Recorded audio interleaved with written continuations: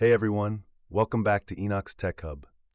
If you're new here, this channel is all about PC tutorials, AI tools, and tech made simple. So if you're interested in getting the latest updates and easy-to-follow guides, make sure to hit that subscribe button. Today, I'm going to show you exactly how to install Google Gemini AI on your Windows PC in 2025. Now, Gemini is Google's latest artificial intelligence model.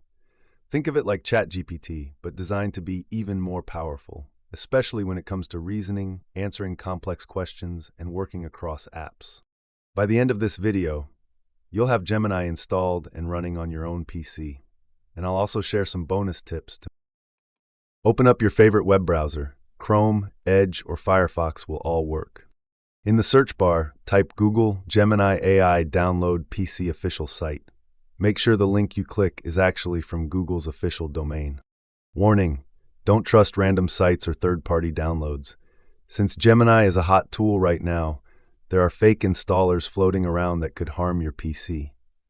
Once you're on the official page, look for the download button that says Download for Windows. Click it, and the file should begin downloading. Depending on your internet speed, this may take anywhere from a few seconds to a couple of minutes. Pro tip: while it's downloading, check your storage space. I recommend having at least 2 to 3 gigabytes free, just to avoid running into any issues. Once the download is complete, let's move on to the installation. Go to your Downloads folder. Double-click on the Gemini installer file. You may see a Windows security pop-up that says, "Do you want to allow this app to make changes?" Click Yes. This is normal for trusted apps.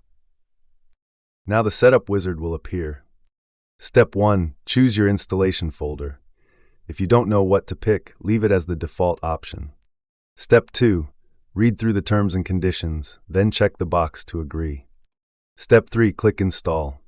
The installation process usually takes less than 1 minute on most modern PCs, but if your system is older, it might take 2 or 3 minutes.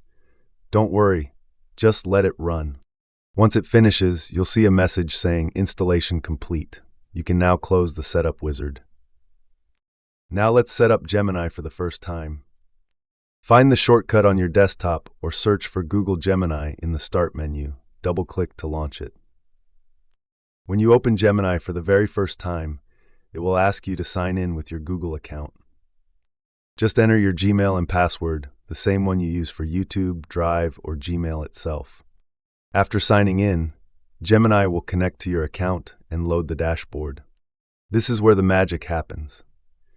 You'll see a clean interface where you can type prompts, ask questions, or even connect Gemini with your other Google apps like Docs, Sheets, and Gmail. All right, let's talk about actually using Gemini on your PC.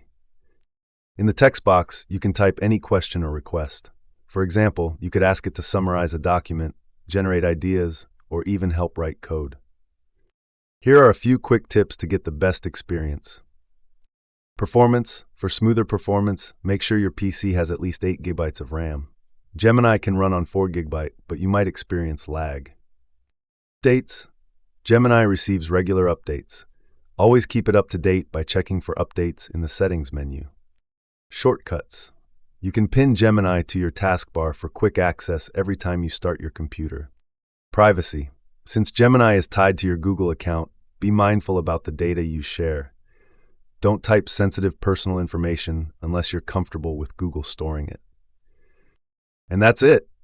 You've successfully installed and set up Google Gemini AI on your Windows PC in 2025. Now you're ready to explore what this amazing AI can do. If this tutorial helped you, please give this video a like. It really helps the channel grow. And if you want more PC and AI tutorials, don't forget to subscribe to Enoch's Tech Hub and turn on notifications so you don't miss the next video. Thanks so much for watching, and I'll see you in the next one.